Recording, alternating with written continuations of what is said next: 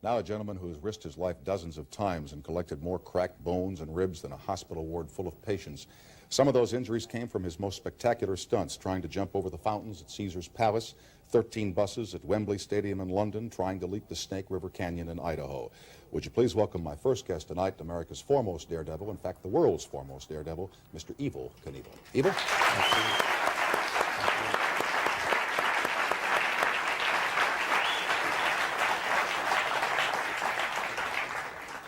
When you called me on Saturday, you expressed a concern over the attitude that's being displayed on television now about the performance of stunts. An attitude which almost accepts the fact that people are going to be very badly hurt from some of these things and may encourage other people to try them who are not qualified to so do. That's right. I was asked to do 2 other shows and also to write an essay on the subject. I know that you have some fatherly concern in a way that I do. Mm-hmm.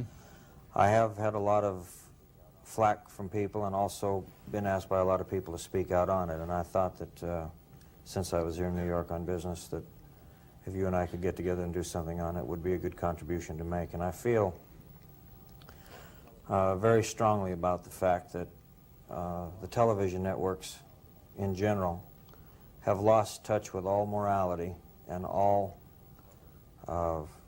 sense of responsibility to the public concerning what they are doing to entice or induce young men into straddling a motorcycle, which is really a steel spear, and hurtling it through the air a great distance in a competitive manner, where on the other end of the ramp they can only receive bodily injury that has resulted in 3 deaths, 3 boys becoming paraplegics, 1 becoming mentally unbalanced, and another boy out in Las Vegas just 3 or 4 weeks ago who was nearly killed. All right, let's start with that one. We're talking now about a gentleman named Gary Wells, I believe is his name.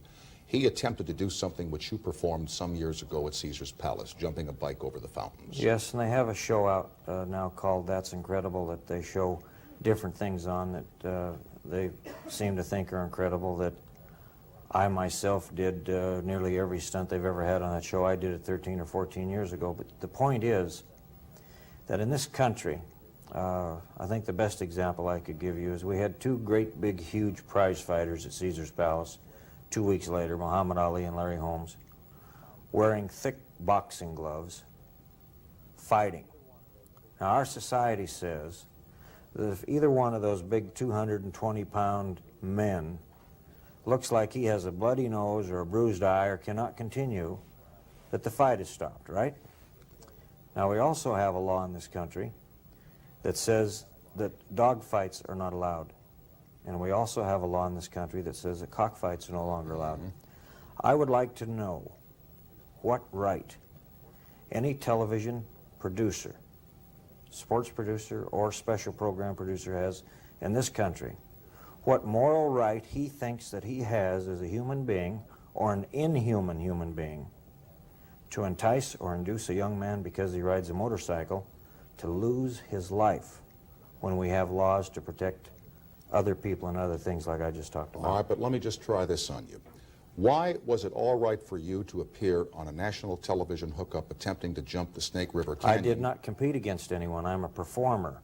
I was not being enticed or induced or offered money to jump against someone to see who could jump the furthest and see who could lose his life the quickest. And I'm saying it's wrong. And if you don't agree with me, you're wrong. No, I'm just wondering, I didn't get to finish the question. What was the deal? You've already answered it. You performed that stunt for money. But I'm a performer. My son performs with me. But as a father, I feel I have a parental responsibility to see that my son performs and performs so that he's not hurt. And I feel that we have a message to deliver to young people of this country that this is a performance that we're doing. We're not out trying to see how far we can jump before we break our back or our neck or kill ourselves. I don't want your children to do it, Tom, and I don't want them to think that I'm telling them to. I don't want anyone's child to do it. I retired in 1976, and I didn't want to continue. But my son, my youngest son, Robbie, he wants to do this. So I thought the least I could do was set up the ramps, perform with him somewhat, and try and offer him some advice, and most of all, keep my son from being used by these flesh users that are in this network television business, and I think that's what they are. And if they don't like it, they can go lump it, because that's the way I feel about it. Mm-hmm. Well, I might say that there was an article in, I think, not the most recent issue of TV Guide, but the one before, by an associate producer for this network's program, Games People Play, in which he expressed shock at the dangerous attempts that people were being asked to make when these things had not been checked out. For a lousy $2,500 or $5,000. Do you know that I performed in Wembley Stadium in London, England? I drew 108,000 people and made $1,008,000 cash in one day. Do you know that they're paying these kids $2,500 to go out and risk their lives and do these things? And do you know that the hospital bill alone that Gary Wells has got at Caesar's Palace from the jump that he made out there, I understand, exceeds $65,000. Now, I think that the greatest compliment a young man could ever pay me is to want to dress up and do what I did and be like I was or like I am. And I take that as a compliment.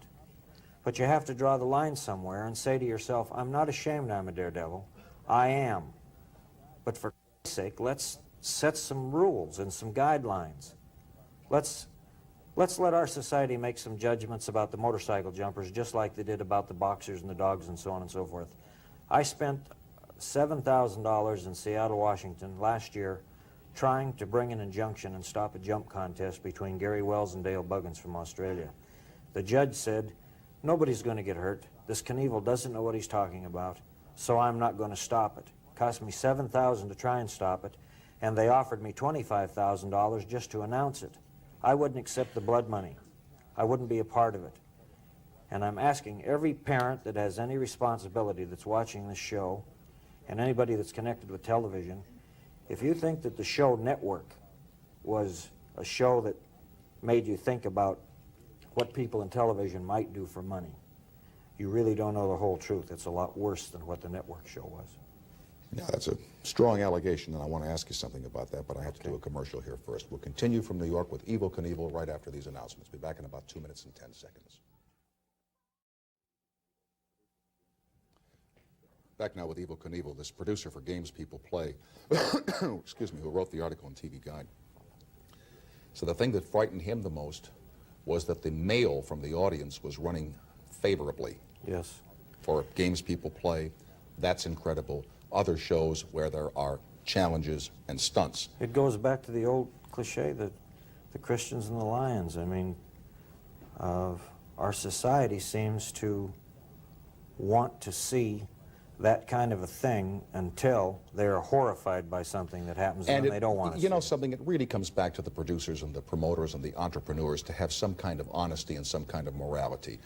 It really doesn't depend upon the audience, it depends upon the producers of those programs. Remember the guy who wanted to put a man in a cage with a shark and put it on television? Yes, you know, that man should be stopped. That shouldn't be offered to an audience. And I'm not blaming the television networks in their entirety. They put faith in the producer who's producing the show. I'm saying what we need is a guideline to go by, to where a man who is the head of a network can say, if this is going to happen, we're not going to show it to the public. And incidentally, ABC did do that on That's Incredible show when Gary was hurt so bad. They didn't show it. And I would like to say something concerning that particular jump. That young man, Gary Wells, just like my own son, is a much better motorcycle jumper than I am, probably than I ever was. But I think that these young fellas going out to try and prove it, it's already been done, and why risk your life to gain the fame of the world? It's just not worth it. If you do 16 buses, why do you have to do 17 or 18 or 19? And the logical answer is, well, not because they're there. You don't have to do that. No, you don't have to do it.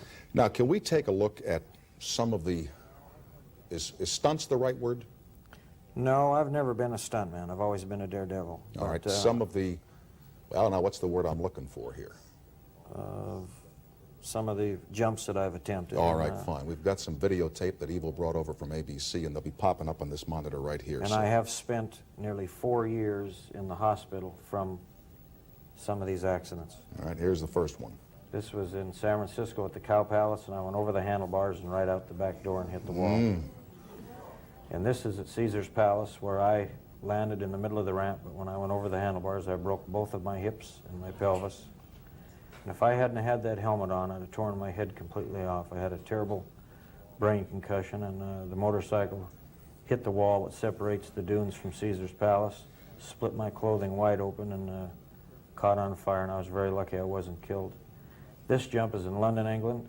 It was over 13 buses, and it was one of the most horrifying experiences I had. I tried my best to hang on, and that motorcycle got on top of me and just ate me alive. Ooh. But this is at Kings Island in Ohio. I said 13's unlucky, I'm going to try 14, and I made 14, and that's the last one that I made. Where have you been? I haven't seen you on television doing anything for the last 4 years.